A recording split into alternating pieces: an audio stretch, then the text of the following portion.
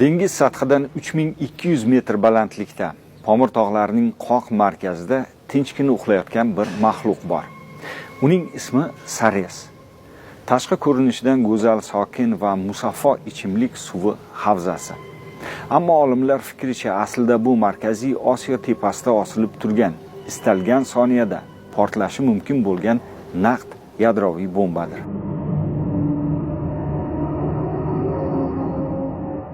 Sares ko'li hozir eng balandda joylashgan ko'l hisoblanadi dunyo bo'yicha. Bu ko'lni hajmi bo'yicha ham u eng katta ko'llardan biri hisoblanadi. Bundagi yig'ilgan suvning obyomi 17 milliard kub kilometr. Suv atigi bir necha soat ichida butun bir mintaqani yer yuzidan supurib tashlashi mumkin. Bugun biz Sares to'g'oni yorilsa nima bo'lishi, xavf kimlarga tahdid solayotgani va mintaqa davlatlari nega bu muammoga e'tiborsiz bo'layotgani haqida gaplashamiz. Sares ko'lini to'sib turgan Usay to'g'oni bo'ladi. Usay to'g'oni Tojikistonning Pomir tog'larida dengiz sathidan qariyb 3200 metr balandlikda joylashgan dunyodagi eng baland tabiiy to'g'on hisoblanadi.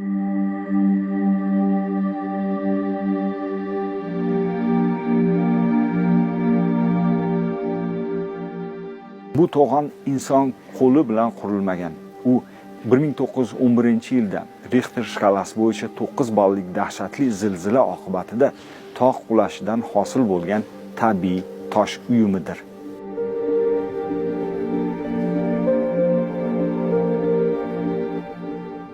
Yetmish yoshli toshkentlik tog' injeneri, gidrogeolog va iqtisodchi Abdurahmon G'aniyev ko'p yillardan beri Sares ko'li xavfi ustida mustaqil izlanishlar olib boradi. Uning aytishicha, bu to'g'onning yemirilishi birdan 4 ta davlatda yashovchi 6 millionga yaqin odam hayotiga to'g'ridan-to'g'ri tahdid soladi. Saresni o'rvini dambani o'rvindan 10-12 metr pastda turibdi. 10-12 metr farqi bor. Suv yuzasi mana dambani baland eng yuqori tochkasi orasida. Endi bu 10 tomondagi ko'chki, juda katta ob'yomdagi ko'chki. Olimning fikricha, o'ng-qirg'oq ko'chkisi asosiy xavfi bir necha 100 million kub metr tog' jinslaridan tashkil topganligidadir. Agar o'ng-qirg'oq ko'chkisi zilzila yoki boshqa geologik hodisalar sababli harakatga kelsa va ko'lga qulasa, Usay to'g'oni yorilishi turgan gap, deydi olim. Bu ko'chki tushadigan bo'lsa, tabiiy holda tsunami deyiladi. Katta to'lqinni tashkil qiladi. Bu to'lqin keladida shu naqani ustidan o'tib ketadi. To'lqinning balandligi 100 metr, 100 metrdan oshadi. Shu kuchi bilan sekin toshlarni sidirib ketdi. Endi o'rtada sekin niqi paydo bo'ldi. Endi bu yerdagi suvning ob'yomi 17 kub kilometr bo'lgani uchun, juda katta massa bo'lgani uchun oqaveradi. Har sekundiga bitta, ikkita, uchta, to'rtta, boring 50 ta 60 ta toshni suzaveradi. Suzaveradi. Naqiy pastga qarab. Olimlar va seysmologiya institutlari falokat yomon ssenariysini hisoblab chiqishgan. Agar Pomirda navbatdagi kuchli zilzila yuz bersa va ko'lning o'ng qirg'og'idagi ko'p kilometrli ulkan tosh massasi suvga qulasa, nima bo'ladi? Suvga ruslo ochilgandan keyin mana endi boshlandi. O'tdan sekundiga 500 kubometr, sekundiga 1000 kubometr, undan keyin 5000 kubometr, 10000, 20000 kubometr suv chiqishi boshladi. Asta-asta lekin ko'payib boraveradi. Bu nima deganda Sares ko'lining chuqurligi hozir 525 metr. Bu yurilib ketaveradi, olib ketaveradi, yurilib ketaveradi, olib ketaveradi. Endi bu suv katta massaga o'tgandan keyin bu suv endi pastga 100 metrlik sel bo'lib oqadi.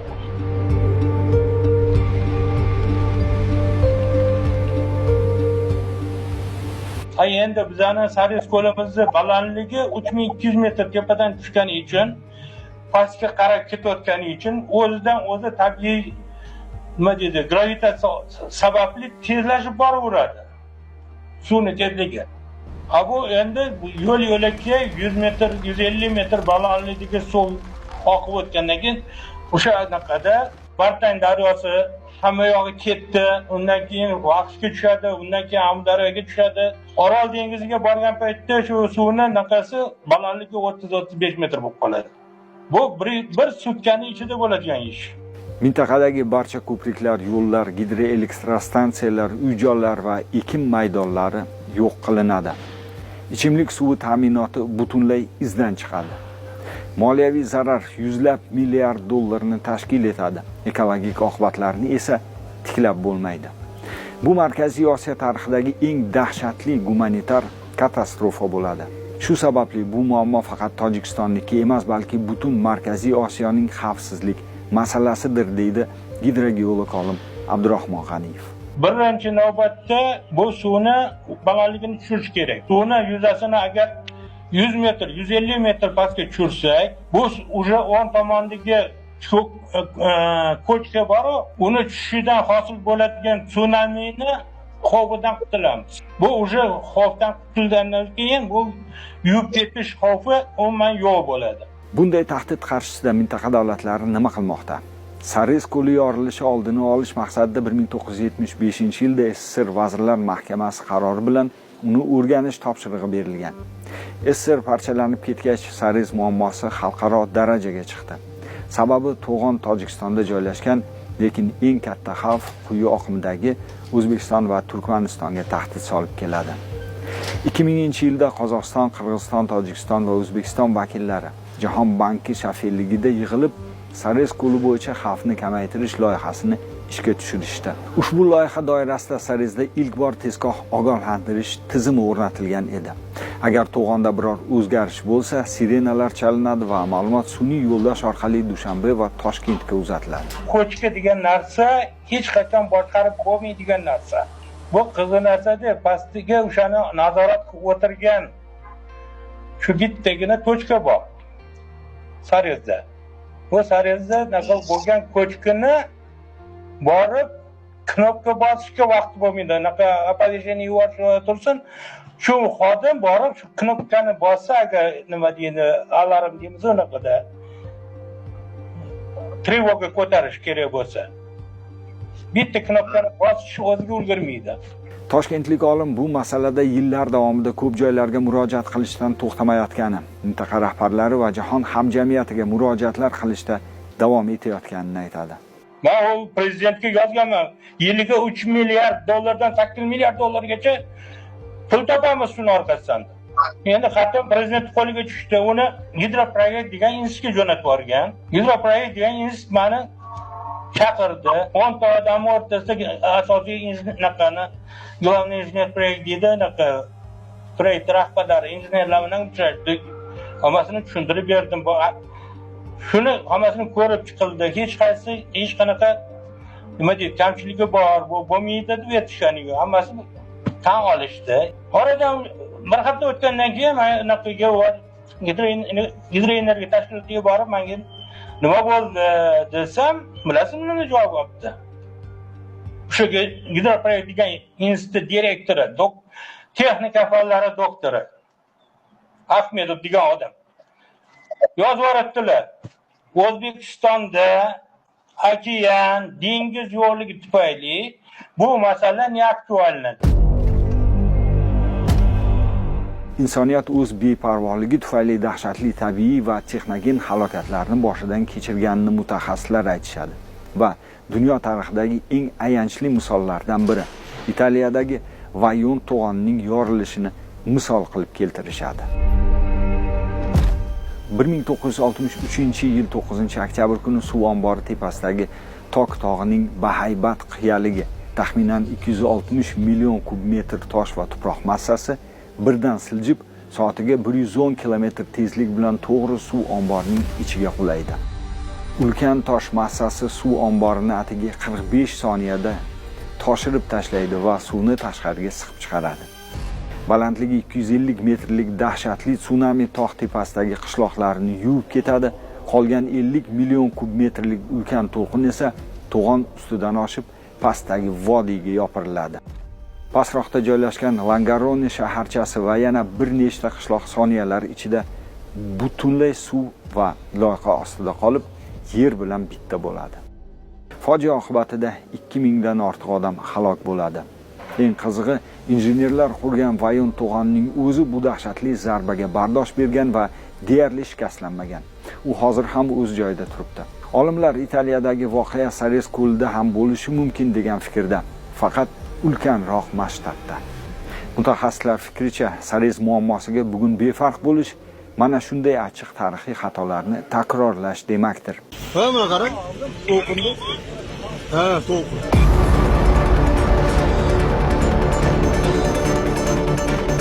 Bitta oyog'imga qizil tapchika, bitta oyog'imga ko'k tapchikada ketganman.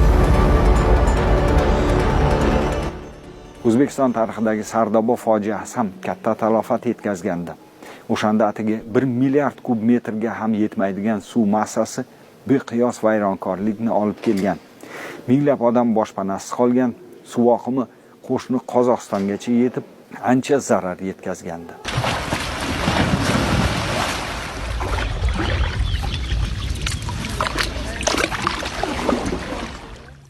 Pomir tog'lari tepasida esa Sardobadan 19 barobar yirik bo'lgan 17 milliard kub metrlik ulkan suv havzasi turibdi. Agar Sardoba O'zbekiston uchun mahalliy fojia bo'lsa, Sares to'g'onining yorilishi butun Markaziy Osiyo uchun mintaqaviy qiyomatga aylanishi mutaxassislar ta'kidlab kelmoqda. Bizning naqalarimiz, fikrlashlarimiz davlat strukturalarini fikrlashlari. Ya hozir jimmi, hech gap yo'qmi, qo'ylarni dema, gapirma uni. Bir narsa bo'lsa keyin gaplashovuz. Bir narsa bo'lsa keyin gaplashovuz degani 5 million 6 million xalqi nobud qilgandan keyin nima kerak bor gaplashish? Keyingi yillarda Markaziy Osiyo davlatlari, xususan O'zbekiston va Tojikiston o'rtasidagi munosabatlar iliqlashgach, Sares masalasi yana kun tartibiga chiqdi.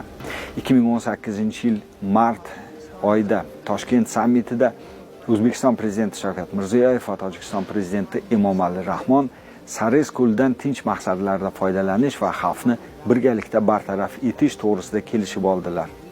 Maxsus ikki tomonlama qo'shma hukumatlar aro komissiya tuzildi. Uchrashuvda ilk bor Saresni faqat vahshiy tahdid emas, balki mintaqa uchun ulkan toza ichimlik suvi manbai sifatida qurish g'oyasi ilgari surildi. Tojikiston prezidentiga ochiq-oydin yozdim. Bu joyda nima qilishimiz mumkin? Suvni yuzasini tushirishimiz mumkin.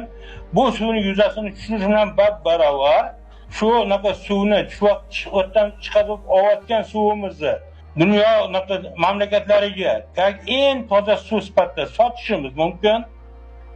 Birinchidan, ikkinchidan, shu yo'ldan tushirayotgan suvimizni yordamida GES qurishimiz mumkin va u GESdan 500-750 megawatt kecha bo'lgan ishlanishdagi GESni qurishimiz mumkin. Umuman olganda, Tojikiston tomoni xalqaro minbarlarda, jumladan Orolni qutqarish xalqaro jamg'armasi va BMTning suv konferensiyalarida Sares suvini O'zbekiston, Turkmaniston va Qozog'istonning ichimlik suviga bo'lgan ehtiyojini qondirish uchun ishlatish taklifini rasman ilgari surib keladi. O'rta Osiyo uchun eng zarur narsa suv.